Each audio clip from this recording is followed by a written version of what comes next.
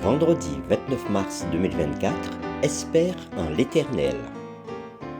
Nous sommes reconnaissants envers Dieu de nous permettre de partager des moments aussi précieux avec vous sur votre chaîne L'Aventure dans la Parole. Notre communauté s'agrandit et c'est grâce à vous. Soyez vous aussi actifs avec nous pour répandre le message en likant, en partageant le lien. Nous vous invitons à vous abonner pour recevoir les notifications chaque jour. Et pour un confort d'écoute en continu, nous vous proposons la playlist de chaque semaine. Le texte à mémoriser que nous vous invitons à dire une dernière fois avec nous se trouve au psaume 27, le verset 14. Espère en l'Éternel, fortifie-toi et que ton cœur s'affermisse, espère en l'Éternel. Nous le disons ensemble, espère en l'Éternel, fortifie-toi et que ton cœur s'affermisse, espère en l'Éternel.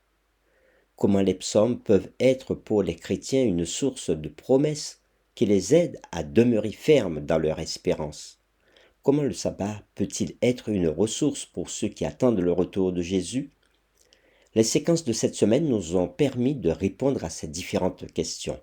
Et nous avons commencé à le faire le samedi 23 mars en introduisant la série de cette semaine, Espère en l'Éternel. Puis le dimanche 24, l'appel à espérer. Le lundi 25, la paix de l'enfant sevré. Le mardi 26, ramener les gerbes.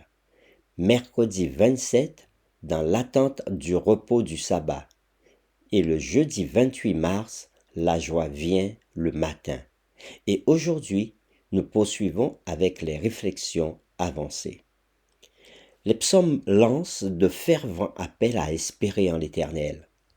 Garde le silence devant l'Éternel et espère en lui, nous dit le psaume 37, le verset 7.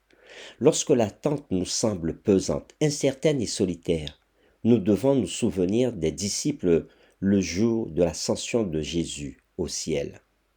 Ce que vous pouvez lire chez vous dans Actes chapitre 1, les versets 4 à 11. Jésus fut enlevé au ciel sous leurs yeux, tandis qu'ils étaient laissés sur la terre pour attendre son retour un jour, dans un futur inconnu.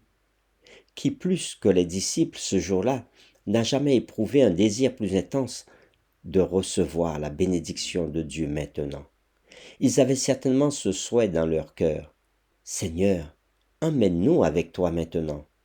Toutefois, ils avaient reçu l'instruction d'attendre la promesse du Père et le retour de Jésus.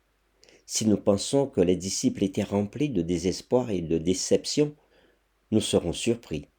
Ils étaient retournés à Jérusalem et firent exactement ce que leur avait dit Jésus. Ils avaient attendu le don du Saint-Esprit et avaient ensuite prêché l'Évangile au monde avec puissance.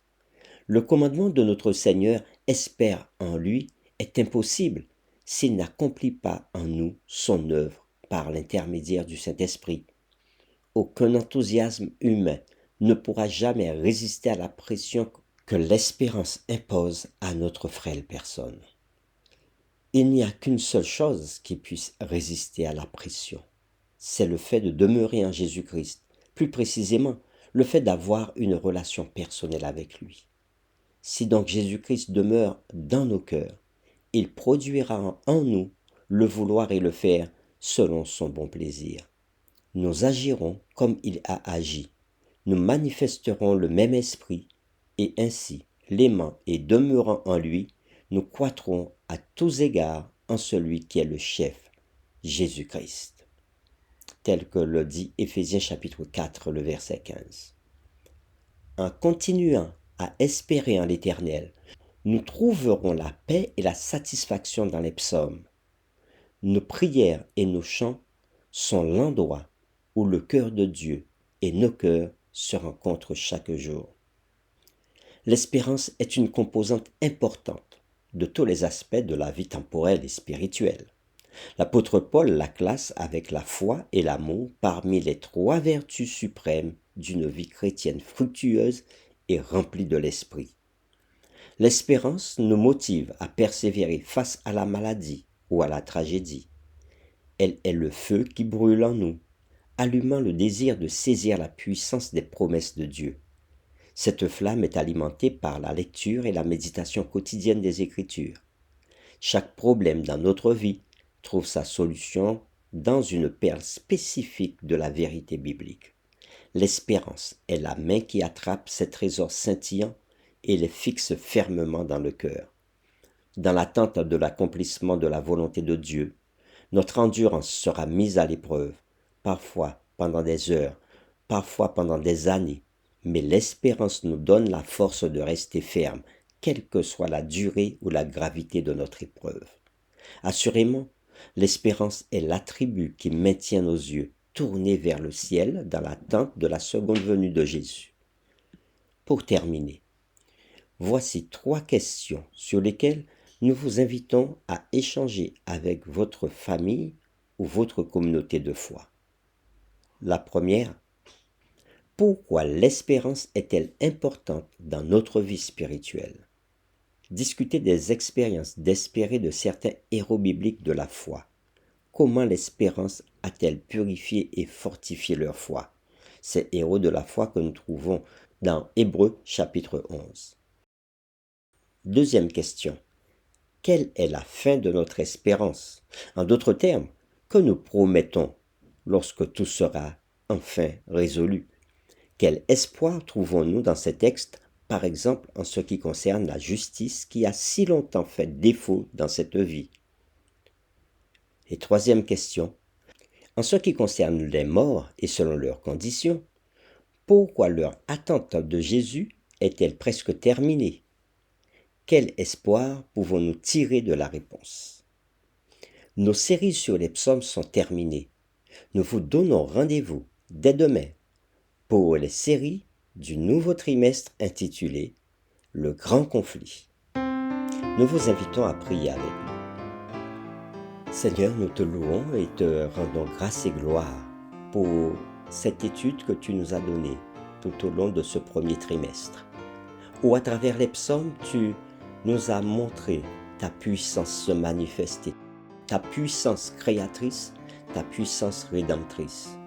Tu nous as donné ce privilège de découvrir qu'à travers des psaumes, nous pouvons trouver du réconfort en toi lorsque nous sommes troublés, lorsque nous passons par des moments difficiles. Nous pouvons trouver à travers ces chants et ces prières des raisons de pouvoir mettre notre confiance en toi pour poursuivre notre combat de chaque jour. Nous avons aussi trouvé dans ces psaumes des raisons d'espérer en toi, d'attendre en silence, mais d'attendre dans l'action, d'attendre le retour de Jésus notre Seigneur et Sauveur. Et même lorsque les moments de nos vies sont difficiles, nous pouvons ouvrir ta parole, lire ces psaumes, les dire à haute voix, les chanter, afin de pouvoir renforcer notre espérance et notre foi en toi. Merci Seigneur. Merci pour ces différentes paroles que tu nous as données tout au long de ce trimestre. Mais aide-nous à pouvoir continuer durant toute notre vie ici-bas, à pouvoir les répéter, les lire, les chanter, et cela pour ta gloire, afin qu'elle soit une force pour nous et des ressources pour notre vie quotidienne. Nous t'avons prié au nom de Jésus. Amen.